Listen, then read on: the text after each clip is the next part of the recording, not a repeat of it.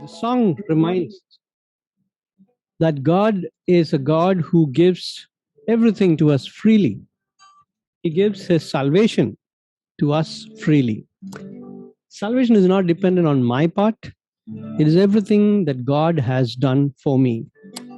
He sent a Son, He lived a holy life, and He went to the cross and He died in my place. And He rose up on the third day and He ascended to heaven, and now He's going to return back again. So I don't have to do anything to earn my salvation. Salvation is entirely God's work. He came searching for me and He gave it to me freely.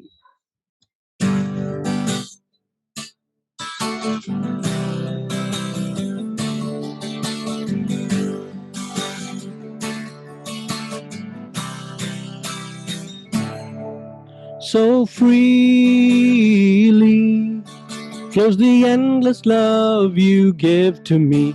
So freely, not dependent on my part. As I am reaching out, reveal the love within your heart. As I am reaching out, reveal the love within your heart. Completely, that's the way you give your love to me. Completely, not dependent on my part. As I am reaching out, reveal the love within your heart. As I am reaching out, reveal the love within your heart. So easy, I receive the love you give to me. So easy, not dependent on my part. Flowing out to me, the love within your heart. Flowing out to me, the love within your heart. So freely flows the endless love you give to me. So freely, not dependent on my part. As I am reaching out, reveal the love within your heart. As I am reaching out, reveal the love within your heart. Completely. Completely, that's the way you give your love to me. Completely, not dependent on my part. As I am reaching out, reveal the love within your heart. As I am reaching out, reveal the love within your heart. So easy, I receive the love you give to me. So easy, not dependent on my part. Flowing out to me, the love within your heart. Flowing out to me, the love within your heart. As I am reaching out, reveal the love within your heart. Flowing out to me, the love within your heart. All right. So God gives to us unconditionally. The love that He gives to us is unconditional. No matter how far away we have gone from Him, God still reaches out to us. God still comes out and saves us. So it is. As we look at last year, we see that many a times we have gone away from Him. Many a times we have been disobedient, but yet God, in His mercy, still draws us again back to Him. All right.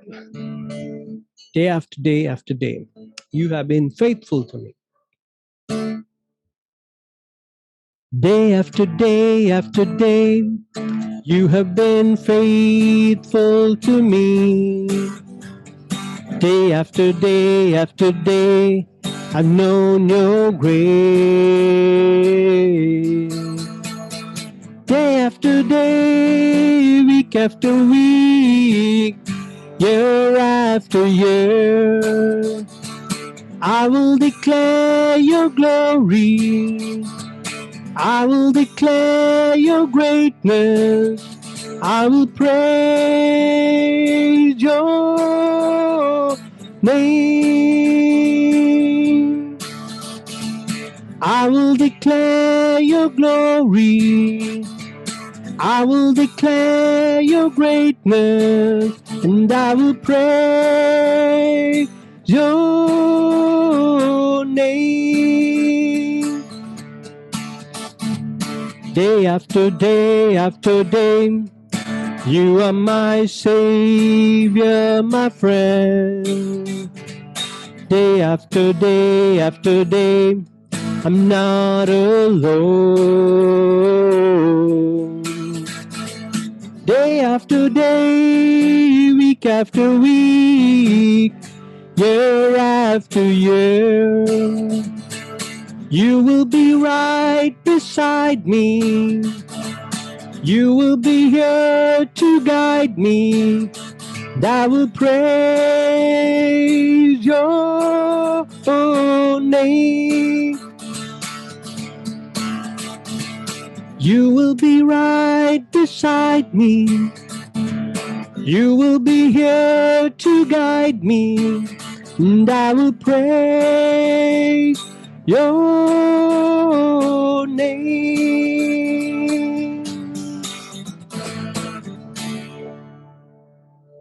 All right. So day after day, God has been faithful to us. The whole of last year, we saw that many people, got the COVID, and many people died. Even among our own relatives, many people died. But God kept us safe, and God kept us alive with a purpose. So there is so many more reasons for us to thank God and praise Him for His mercies that were day after day. Let's pray. Heavenly Father, as we look to you this evening, we know that you are in control of all the situation around us. Even when this pandemic is raging again, new variants of the virus are coming up. And Father, many more people are dying around us. But you have still kept us safe. Even when we had the virus, Lord, you kept us safe. You gave us the right treatment. And many of us got healed of this disease. And Father, you kept our family members safe and those who are dear to us safe. And even in times of loss, you were with us. You comforted and strengthened us. And Father, we look to you this evening. In spite of being stuck at home, you still enabled us to have the Bible study. And you enabled us to help us to learn the Word of God. And what a privilege it is to know you and to study your Word. Lord, as we come to your presence again this evening, speak to our hearts. Lord, I pray that you would help us, O Lord, to hide your Word in our hearts. To think about it again and again, so that it would be applied in our lives, and we would be blessed because of our obedience. We would be blessed because we studied the Word. We pray and ask this in Jesus' precious name. Amen. Luke chapter 10, verses 1 to 12. Right, I'm reading from my Bible. You can follow it in yours. After this, the Lord appointed 72 others. Okay, some Bibles have 70, some Bibles have 72. My Bible has 72, so I'm going to stick with that. 72 others, and sent them on ahead of him, 2 by 2, into every town and place where he himself was about to go. And he said to them, the harvest is plentiful, but the laborers are few. Therefore, pray earnestly to the Lord of the harvest to send out laborers into the harvest. Go your way. Behold, I am sending you out as lambs in the midst of wolves. Carry no money bag, no knapsack, no sandals, and greet no one on the road. Whatever house you enter, first say, peace be to this house. And if a son of peace is there, your peace will rest upon him. But if not, it will return to you.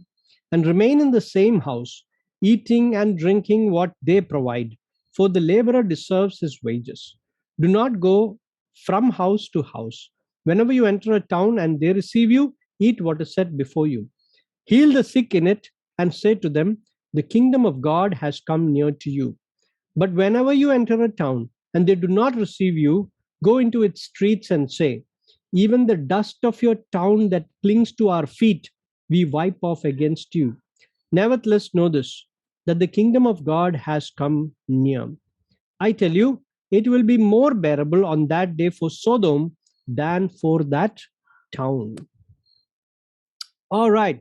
So a similar incident actually happened in the beginning of chapter 9. If you turn with me to chapter 9, verses 1 to 11, you will find that Jesus had called the 12 disciples and sent them out to minister. But here, the similar task is given to 72 of his disciples. Now, these are not his apostles, these are his disciples. So we understand that Jesus had a bigger group of disciples. From this big group, only Jesus chose his 12 followers. Okay? So from here, these men who are following Jesus, the others who are there, except for the 12, Jesus again asked them to go out and do the same ministry which he had asked the 12 to do earlier. Now, the task is same, the master is the same, but the place where they're going to minister is different. In chapter 9, the apostles actually went to the place called Galilee. Okay, they were ministering in the town called Galilee. But the 72 were sent out through all of Judea. Okay, so that's the difference. The 12 apostles went all over Galilee and preached the kingdom of God. But the 72 people who were sent out to minister, the disciples, they are not the apostles, they are the disciples. These went out to a place called Judea. Okay, that's the difference. Judea, Judea. Okay, so none of the names of these disciples are given, but we know that they were faithful followers of Jesus. And this incident in chapter 10 is recorded only by Luke. Okay, Matthew, Mark, and John doesn't have this, so only Luke has recorded this event. Okay, so it's a unique thing only to Luke. Now, what did he do with the 72? Let's look at that. What he did was he called them and he sent them on ahead of him. See, Jesus was planning to visit all these places.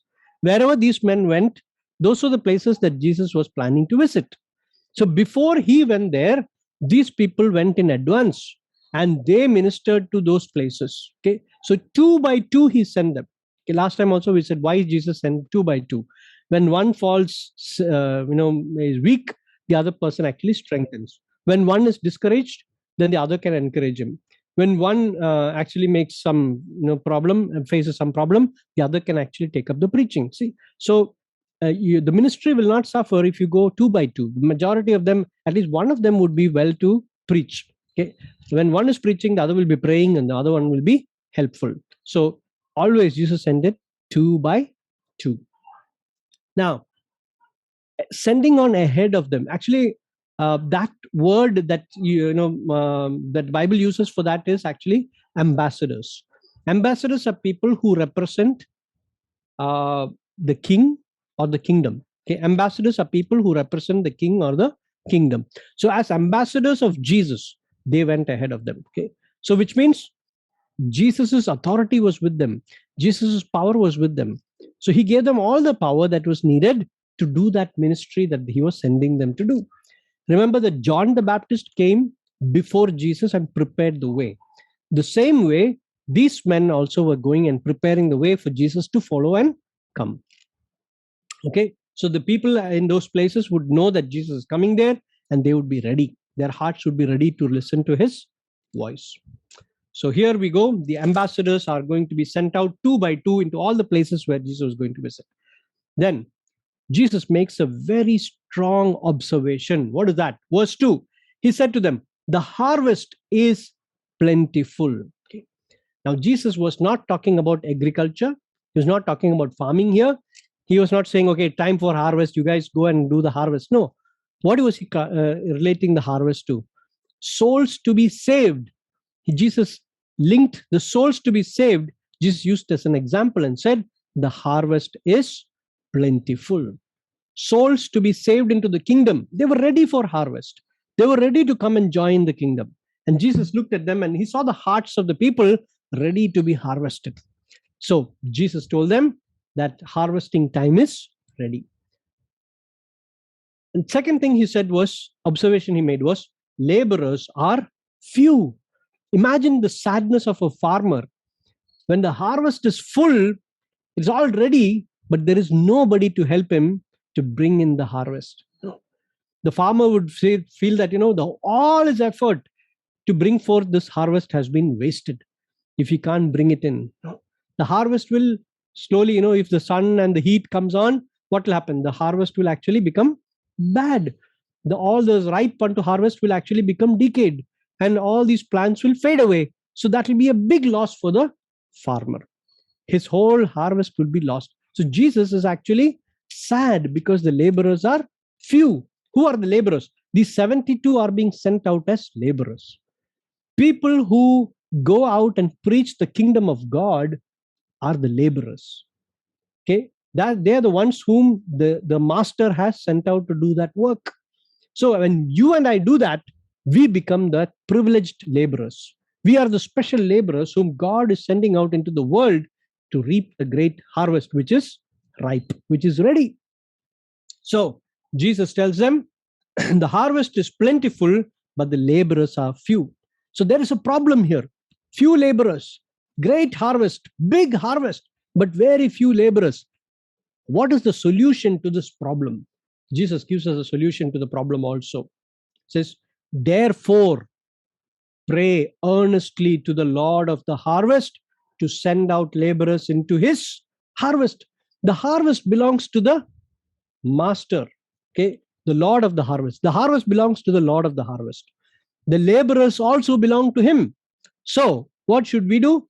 We should pray to him to send laborers into the vineyard. Okay, we should pray to him that he would send his laborers into the vineyard. See, God can raise up laborers and God can send them into the vineyard. Our job is to pray.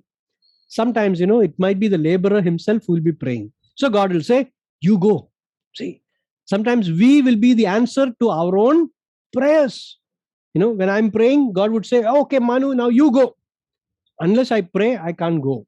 When I'm praying and Jesus says you go, then you have all the authority to go and do the work. So sometimes the laborer himself is the answer, the one who is praying for that prayer. Okay, so when he prays that prayer, God is going to answer that prayer and say, you yourself go and do the harvest. So then you have the authority to go and do what Jesus commands you. Go and bring in the harvest. So verse 3 says, go your way. And then Jesus gives you another very great observation. I'm sending you out as lambs in the midst of wolves. The work that Jesus is entrusting us is not easy. It is not simple. It's not a comfortable work. Okay, it's a dangerous work. Why? Because there are wolves out there. You know what? What happens to lambs when they go in front of wolves? Wolves won't say, oh, I'm deciding to eat vegetarian now. Wolves will never say that. Wolves will look at a lamb and he'll say, shawarma, or, say, ay, shawai, it will look like that. And he will think about, the roasted lamb and all that. And that's how, wolves attack the lambs. It will devour the lambs. Now, who is he calling wolves and who is he calling lambs? The lambs are the workers. The workers are going out into the world. And who are the wolves? The demonic entities are the wolves. People who are controlled by the devil are the wolves. People who don't want the kingdom of God to be established here on earth, they are submitting themselves to the devil. And the devil and his people are going to prevent you. They're going to destroy your work. They're going to destroy your efforts.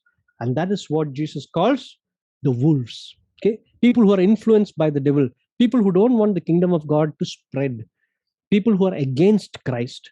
They hate Christ. They don't want people to be saved. They will try to destroy your work and my work. And they are the ones that Jesus is calling wolves. So be careful that you're going out as lambs among wolves. It's a dangerous mission that Jesus is entrusting each one of us. And then he says some guidelines, things that you cannot take on this trip. Like I told you, the rules. When you're playing this game, these are the rules. Same like that. Jesus said, on this particular trip, there are some rules. Rule number 1, carry no money bag. So you can't carry a money bag with you. Some money bag will help you to actually travel. Money bag will actually help you to buy some food from outside. Money bag will make you dependent on that money. So Jesus said, no, don't depend on the money. When you're traveling, depend on God, depend on me. Don't depend on your money bags. Having money is a very secure feeling. You have money in your pocket. You can go to whichever place, you'll be very confident because you have the money power. But Jesus said, your trust should not be in your money. Money will come today, it will go tomorrow. And you guys don't be greedy after money. So don't take your money bag with you, but trust and depend on God to provide for all your needs. You will not go hungry. I will provide food for you. How to provide food, he will say that later on. Okay. So don't trust in your money bag. Don't take your money bag at all. Means keep your purse at home. Okay. Don't take it on this trip. Second thing he said, no knapsack. Knapsack is where, a small bag where you carry snacks or, things which you want on the journey. Like, for example, a knife. If you are attacked by some animals, you need a stick or a knife or something. He says, don't take all that. Take none of those things. Whatever you can carry in a bag, don't take that bag itself. Okay. Don't take that bag itself. And thirdly, very surprisingly, no sandals. See? Cheta, Yes. what is the second rule? Second rule is no knapsack, which means no carry bags. Okay, no bags. So bags means what you put inside the bag, don't take it. It's a short trip. It's an emergency trip. You can't take all your belongings, your headphones and your mobiles and all those things, your chargers and your pen drives and all those things. Don't take it with you. Go free. Okay. Don't be distracted by all those things. Go free. So you can't take your money bag. You can't take your knapsack, your backpack. Okay. Or thirdly, you can't even take your sandals. Mean that. Okay. No sandals also. Just keep going. That's what he says. No time. You just keep going. Don't worry about your sandals. Just walk. See? So no sandals. And then finally, greet no one on the road, which means you are not there to share, good morning, good evening, hi cheta, hello cheta. Okay. Your job is to just go where? First go to a house. Says enter a house and say, peace be to this house. That's what you got to say. You go to that house and you say, peace be to the house. If somebody who loves peace is there in that family, see, that also means that there are some people who are not going to like the peace. Some people who are not peaceful in families. They're very much disturbed people, very much upset people, very much angry people will be there. They don't like peace. And when you greet them with peace, they'll say, what peace? Yeah, I don't have any peace with me. But there will be some people in the house who are having peace. If there is, then your blessing will go and bless that person. If there is nobody in the house who has peace, then your blessing will come back to you. Amazing. No, it's like you're sending out a boomerang, and a boomerang flies and it comes back to the owner. If it hits something, then something, if it hits an object, it will not come back. Same way, send out your peace into that house, like a blessing into that house. And what will happen? If there is a man of peace in the house, that peace will go and bless him. But if there is nobody in the house who is accepting your peace, then that peace will come back. That means that house is not for you. You can't stay in that house peacefully. Leave that house, go to the next house. That's what it means. Then, and remain in the house, eating and drinking what they provide. See, be very humble. Don't demand, I want chicken all the time. I want non-vegetarian food only. I can't eat chira and, kadala and all those things. No. Whatever they provide, thankfully eat that thing. Because you are not here to eat and drink. You're actually there on a mission. So whatever they give you, thank God and eat it. Okay. and you also, if they give you good food, receive that and eat. Don't say, I'm a very simple person. I don't eat shawarma. Don't say that. If they give you good shawarma, eat it. Okay. Thank God and eat it. The laborer needs his wages. So God is not going to, say that, you go hungry. I'm going to provide food for you. But he might provide it through that family. Okay. So don't be very proud and say, I don't need that. I don't need this. Eat whatever they give you. If they give you good food, accept it. If they give you normal food, that also you take it. Okay. Then it says, do not go from house to house. Okay. Don't keep going from house to house. You go one day to one house and then another house. No. As long as you're on the mission, stay in that house. Now that house is like your own house. Be there. If they are showing hospitality to you, kindness to you, and they're giving you food, don't jump from house to house. Stay in that house. Do the work, come back to that house. See, that is where you're going to be staying throughout the ministry time. And then whenever you enter a town and they receive you, eat what is set before you. Same rule applies for the town also. Heal the sick in it and say to them, the kingdom of God has come near to you. That was their message. See? Healing, that is the power through which they are going to get the message across. Okay. So they are going to heal some people in that town who are sick. When the sick are brought to him, they are going to heal them. But the message that they have to give is the kingdom of God has come near to you. See. Now, drawing close is the kingdom of God. Who is the king of the kingdom? Jesus is the king of the kingdom. He is establishing his kingdom.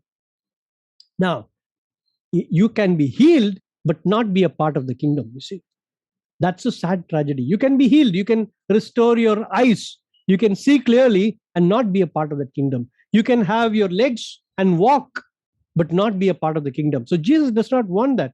He wants people who have been blessed by healing to be a part of the kingdom. See? So they have to receive the kingdom into their lives. They have to receive this king as their king. And then the kingdom will be established in their hearts. See? So the question here is for us, now today we are not sent out, to do miracles. Today we are sent out actually with the message. Okay. He does not give us the power to do all these kind of different miracles. But yes, when we pray, miracles do happen. But that is not the primary reason why we are sent out. We are sent out to preach the message. And the message is the kingdom of God is near to you. The kingdom of God is near to you. God is coming. His kingdom is going to be established. Would you like to be a part of this kingdom? Then you have to receive the king into your life, into your heart. Once you have accepted the king into your life, then the king will take control of your entire life. He will rule over you.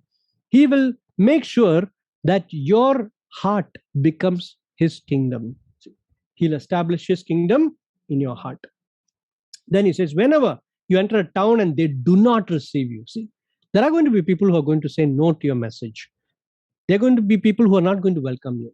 So what do you do there? He says, dust of your town that clings to our feet, we wipe off against you. See, so to tell them, just like how God has sent this ambassador to you, you reject his message, you have rejected God. See, that's the danger. When you reject the messenger, you have rejected God's message. So dust off the dust from that town, don't let it stick to your feet. Show them like a demonstration, show them like an action. This is how God will dust you away. See, we don't want anything from this town to stick to us. And God will not want you anywhere around him. See, when the judgment comes, he says about the day, I tell you, it will be more bearable on that day. Which day? Judgment day. When God comes as the king of all universe to judge, then the town which rejected the messenger's message, they are going to face the king's judgment. The town that rejected the messenger's message, they are going to be judged by the King of Kings. And Jesus says it is going to be much more bearable. Sodom is a place in the Old Testament, in the book of Genesis, which was destroyed by God by fire. Okay, God sent sulfur, from heaven, and burning sulfur from heaven, and destroyed the whole town of Sodom. It was a very big town, but the people were living in wickedness. Year after year after year, they were living in wickedness. God was very patient with them, and he saw that the wickedness was so much, it became a stink in his nose. When God was, smelling, he could feel that the evil was like a stink in his nose, and God could not tolerate Sodom anymore. So he sent his judgment on them. You might remember the story where Lot, the man who was the brother of Abraham, the nephew of Abraham, was staying in Sodom. And there the angels came and they told him, come on, leave fast. And Sodom and Lot had his brother, his sons-in-laws there. And he said, please give me a chance to bring my sons-in-law. And he said, okay. So they went to the market and he begged those fellows, come, come, come. The town is going to be destroyed. They said, what town is going to be destroyed? Nothing is going to happen. Don't be so anxious, old man. And the angel said, come on, these guys don't want to come with you. Leave, you leave. You run from here. We are going to destroy the place. And Lot and his wife and his daughters were running. And they were running and running and running. And the angels told them, don't look back. Don't ever look back when you're running. And as they were running away, one person looked back. And that was the wife. Yes, the wife of Lot, Mrs. Lot, looked back because there were so many things that were clinging to her heart in Sodom. And she looked back and she became a pillar of salt, the Bible says. Okay. So last time Jesus said, no, anybody who puts his hand to the plow and looks back, not fit for the kingdom. But here Jesus says, a town like Sodom, with full of evil, which never repented, God is going to send judgment. And the day of judgment, it will be easier for the people of Sodom. Why? Because they did not see the miracles that Jesus performed. They did not reject the ambassadors of God. But here, these men, God sent his ambassadors there with his message. And they've rejected the ambassadors and they've rejected the message. For them, Jesus says, greater trouble is coming on your judgment day. On the judgment day, greater trouble is coming for you. Okay. So Jesus wants us to remember, when you reject the message of God, when you reject the kingdom of God, then there is only one message for us, and that is judgment is coming. The king, either the king is your savior, or you have to face the king as your judge. There are no other options. The only options, multiple choice questions, you have 4 options. But here you have only 2 options. One option is either Jesus is your savior, allow him to save you, or he's going to be your judge. So the choice is ours. Who do you want to face Jesus as? Would you like to face Jesus as the King of Kings and the Lord of Lords and your Savior? Or would you like to face Jesus as your judge? When he comes as judge, he's not going to show any partiality. He's not going to show you any grace. He is going to be very strict when he judges us. The God who is judging Sodom and the God who is going to judge these nations is not going to be partial when he judges you and me. He will not look at you and say, oh, Manu, you have a very, very innocent face, so I'm going to forgive you. No, he won't do that. The forgiveness and repentance, all the chance that you're going to get is now and here. When you hear the message, now is the time to repent. Now is the time to accept him as your Savior and Lord. Here, no chance. Okay, when you face the judgment, don't say, Lord, save me. God said, no, that time is up. When you are alive on earth, that is the only chance you had to receive me. Now, you have to face me as the judge. Yes, Joe, you said something? Uncle, you said that you will have to face the judgment that you said to that options thing. Can you say it again? Yes, there are only 2 options. Either you know him as your savior now, or you have to face him as the judge during the judgment day. All right. Okay. So the choice is with each one of us. And Jesus says, the harvest is plentiful, but the laborers are few. Laborers are few. The missionaries who came to our land, they understood this passage and they prayed and they said, Lord, send me to India. Millions upon millions of people are dying without knowing Christ. So let us be the people who go there and labor for you. And Jesus sent them. Many, many of them came to India. I want to tell you the story about this man called Oswald J. Smith. Okay, Oswald J. Smith was a very passionate man and he wanted to go as a missionary to India.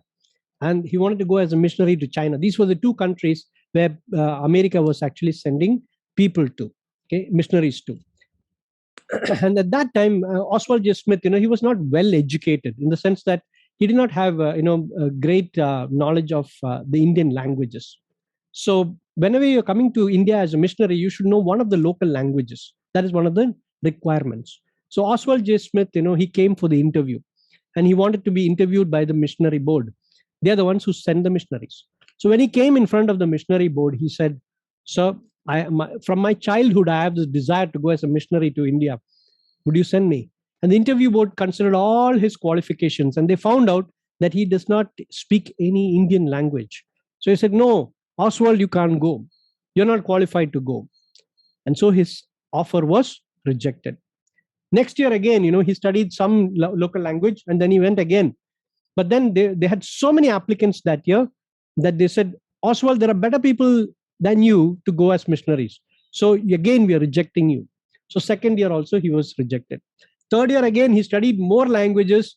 He studied more Bible, everything, and he went and attended the interview. And again, there were many, many people who were more qualified than him. And third time also, he was rejected. And he did not become upset. He went and prayed and he said, Lord, 3 times I appeared at the interview board. I want to go as your laborer, but somehow I'm not able to go. What do you want me to do? Immediately, there was a voice in his heart that said, if you can't go, send. If you can't go, send. Immediately, Oswald, what he did was, he started training up people from his church, young men from his church. He was the pastor of one church, and he started training up young people from his church as missionaries. One by one, he trained them and trained them and trained them and sent them to the missionary board. They interviewed them and they said, wow, you guys are qualified, go. And one by one, these men whom Oswald trained started coming to China, started coming to India, and they started evangelizing India and China. In America, the church that sent the most number of missionaries to India and China during that year was Oswald's church. He was the pastor there. So he was very much content in saying, Lord, if I can't go, I will send people to these places. Uncle, yes. what is his name, full name? His name is Oswald J. Smith. Okay. Okay. So we would call him the greatest laborer. Why? Because he labored in producing more laborers for the harvest. Okay. So Jesus used him to raise up more laborers for the harvest. And he sent the most number of missionaries to India to evangelize India and China. Okay. So let's pray and ask the Lord, Lord, you are the Lord of the harvest. And we want to pray to you. Raise up more laborers. Send more laborers into the field. Let there be a great harvest for the Lord. Let's pray. Heavenly Father, we are going through a pandemic and we can't even see each other face to face. But we know that God is speaking to our hearts. When Jesus said the harvest field and he says, the harvest is ripe, but the laborers are few.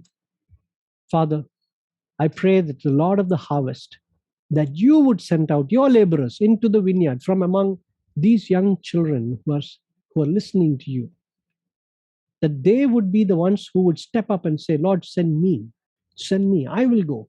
Wherever you sent me, O Lord, I will go. And I will do the work that you want me to do. I would tell the people that the kingdom of God is near. I would tell the people that the king is coming soon.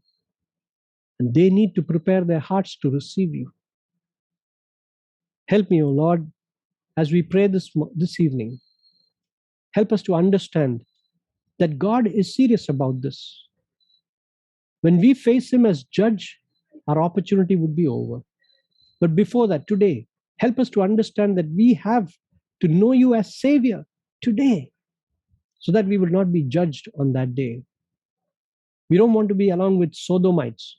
We don't want to be among those people who rejected the offer of the king. We want to be on the side of the king. And we want to receive your offer today. Come into my heart. Be the Lord of my life. Be my Savior. In Jesus' precious name we pray. Amen.